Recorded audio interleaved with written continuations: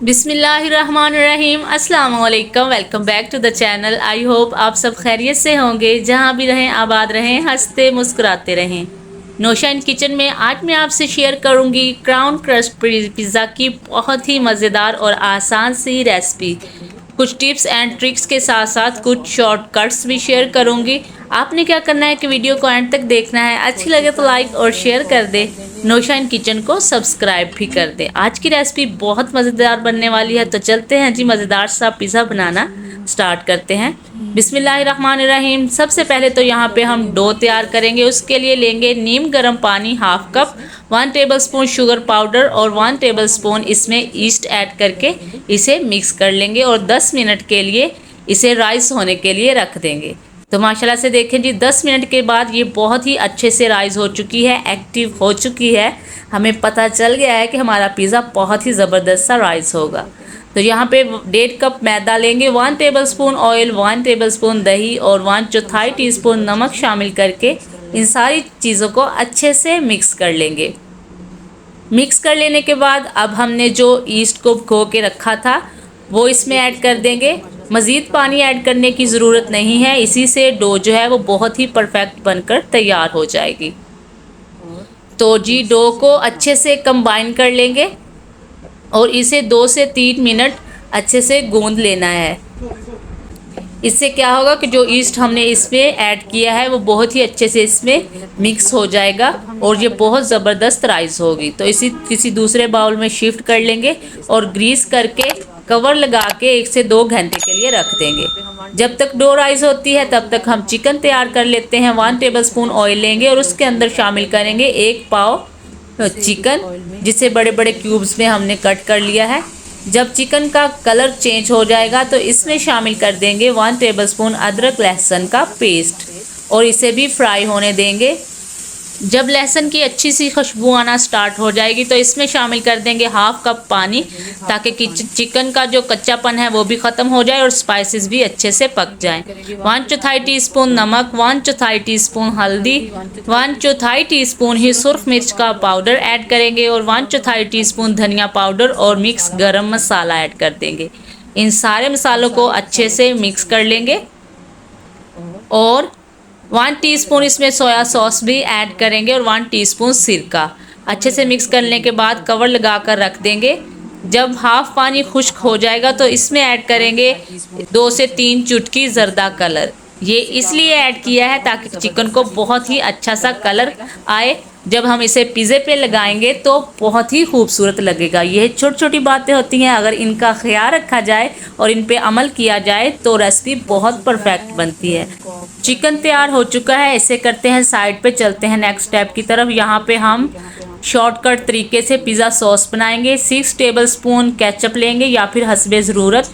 1 teaspoon इसमें chilli flakes add करेंगे। 1/4 teaspoon नमक शामिल करके अच्छे से मिक्स कर लेंगे।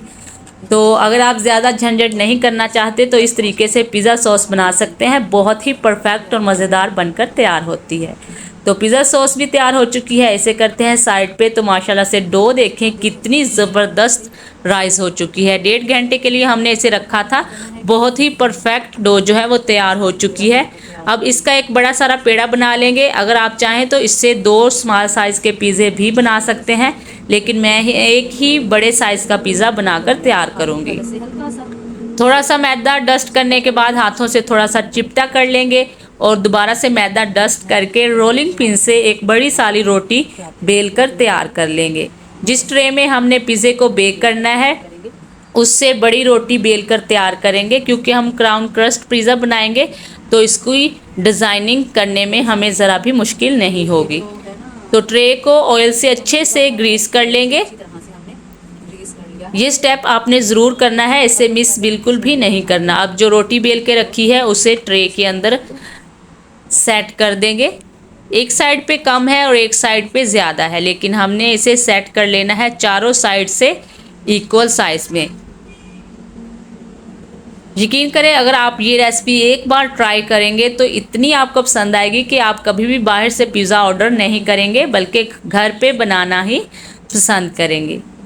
क्योंकि जो चीज़ घर पे बनाई जाती है तो वो सफाई के साथ साथ क्वांटिटी में भी ज़्यादा होती है, जिससे बच्चे बड़े भी बहुत ही खुश हो जाते हैं।